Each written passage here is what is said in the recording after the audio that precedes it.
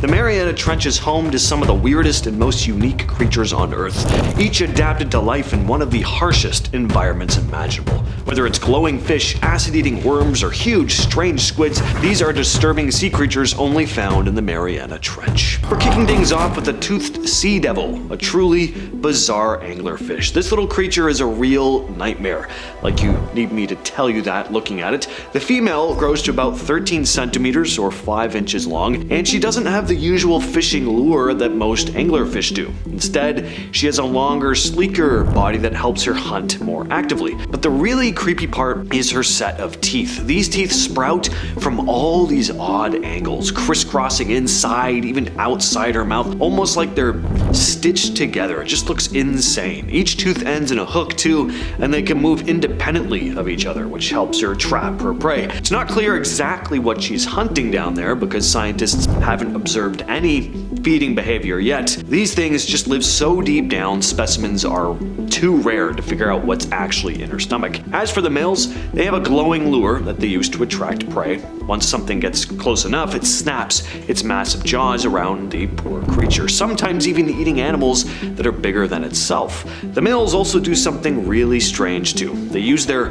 large sinus cavities to track down a female by scent, and when they find her, they latch onto her with their teeth and stay there for the rest of their life. Over time, their skin fuses with hers, and most of their body shrivels up while they feed off her BLOOD. It's a pretty crazy, creepy way to live. Then there's the Dumbo Octopus, which looks like an adorable Disney creature compared to the nightmare fuel we just covered, hence the Dumbo reference. These little guys are pretty strange though. They look like they have big floppy ears, but those are actually fins. These octopuses don't swim like the others. They live super deep in the ocean, like really deep, over 13,000 feet down. Instead of swimming around, they use their tentacles to crawl along the seafloor. For food, they munch on small crustaceans, worms, or whatever drifts by. They don't bother chewing though. They're more like underwater vacuums, sucking up their meals whole. Because they live so deep, we don't know a ton about them. It's hard to get down that far. So who knows what else there is to learn about these cute, floppy creatures. The telescope octopus is a rare and mysterious creature that lives deep in the ocean, typically between 500 and 6,500 feet below the surface. This little octopus grows to about 8 inches long, and its arms make up almost half of that length. It's related to the glass octopus, another deep-sea species, but has some pretty unique features that set it apart. Unlike most octopuses that move around on the seafloor, the telescope octopus prefers to drift with the ocean currents. It spends most of its time suspended in the water column, hanging vertically rather than swimming horizontally like most sea creatures. This helps it stay out of sight predators since its position in the water is hard to detect. On top of that, its translucent body makes it nearly invisible. It's so see-through that it doesn't cast any shadows, making it even harder for predators to spot. But this transparency isn't just good for hiding, it also helps the octopus sneak up on its prey who can't see it coming. Probably the most recognizable part of this creature are its eyes. Unlike most octopuses, which have round eyes, the telescope octopus has long, tube-like eyes that stick out from its head. They're unmovable stalks and can rotate, giving it a wide range of vision. It's the only known octopus species with eyes that work like a telescope, allowing it to spot both predators and prey from a distance. The rest of its body is also pretty unusual and has delicate webbing between its arms and white suckers along each one. This, combined with its nearly invisible body, give it a kind of ghostly appearance as it drifts through the deep sea. Scientists don't know a lot about this octopus because it's so hard to access, but they think its transparent body and strange eyes may be due to the fact that it stays in a sort of permanent juvenile state. This means it may never fully mature, living most of its life in a form similar to larva. Next, let's talk about the Barreleye Fish. This fish is seriously one of the weirdest creatures you'll ever see. It has a see-through head, and it's got these glowing green orbs that look like eyes, but here's the thing, those eyes are actually inside its head, under a see-through section of skin, a bit like an astronaut helmet. Super strange, right? This fish lives out in the Mariana Trench, deep where sunlight doesn't really reach. Its tubular eyes face upwards, and they can rotate, so if it was to look up and find some food floating by, it can just swivel swivel its eyes upwards. As for its body, it's pretty sleek and streamlined, built for deep-sea life. These fish were first discovered back in 1939, but it wasn't easy to study them because when they brought them up to the surface, the pressure change would just crush their bodies. But now, with remotely controlled submersibles, we can study them much more easily. Now let's talk about Osedax, aka the zombie worm. These things sound like something from a sci-fi movie, and honestly, they kinda look like it too.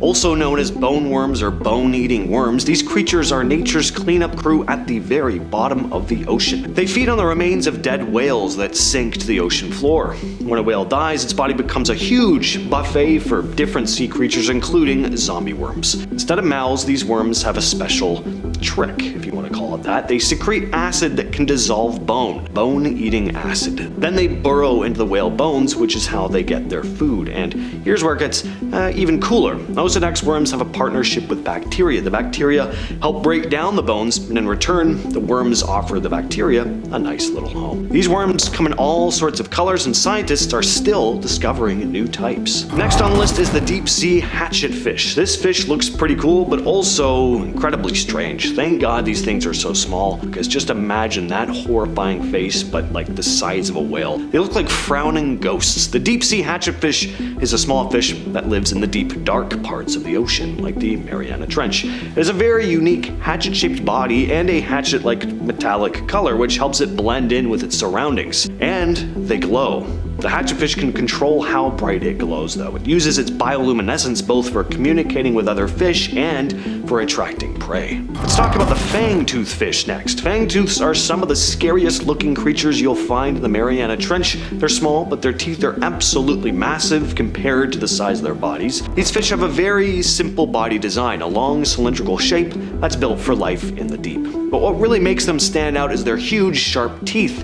In fact, their teeth are so big that when they close their mouths, the teeth don't fit all the way inside, so they just kind of stick out. Aside from their terrifying appearance, though, these fish aren't very dangerous. They feed on other small fish and invertebrates that live in the deep ocean. Again, just glad these things are about 6 inches long instead of 6 feet.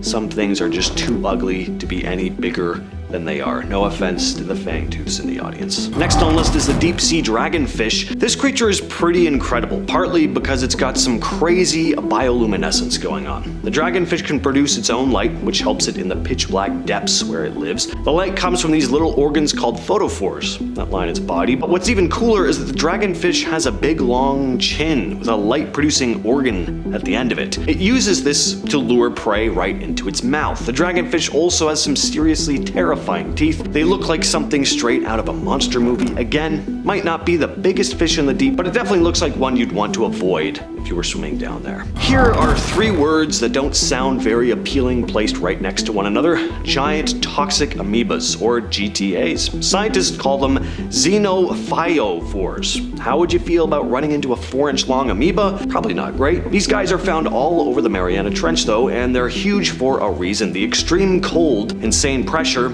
and the complete lack of sunlight make the conditions perfect for these single-celled organisms to grow to pretty gigantic sizes. They're incredibly tough survivors. They've adapted to become super resistant to a bunch of harmful stuff that would kill pretty much anything else, including us humans. They can tolerate uranium, mercury, lead, and other dangerous substances which would be lethal to us. These toxic amoebas have been found at crazy depths of up to 6.5 miles or 10.6 kilometers underwater, and scientists wouldn't be shocked if they find more of them even deeper one day. And finally, we've got the Mariana Snailfish, a species that was discovered in 2014 and holds the title for being the deepest living fish. It lives at nearly 27,000 feet below the surface, over 5 miles deep. The pressure down there is so intense that it would crush a human in seconds. This ghostly white fish looks soft and squishy, kind of cute, like it might even melt if you touched it, but somehow these things survive in one of the harshest, most unforgiving environments on Earth. The snailfish's body is incredibly adaptable, allowing it to survive where most other creatures wouldn't last a minute. Even though it looks delicate though, it's a top predator in its world, feasting on tiny crustaceans and other prey. Its flexible, blob-like body lets it squeeze into tight spaces, hunting in places that other fish could never reach. All that said, I've been your host, James, and I'll catch you, yes you specifically, in the next video.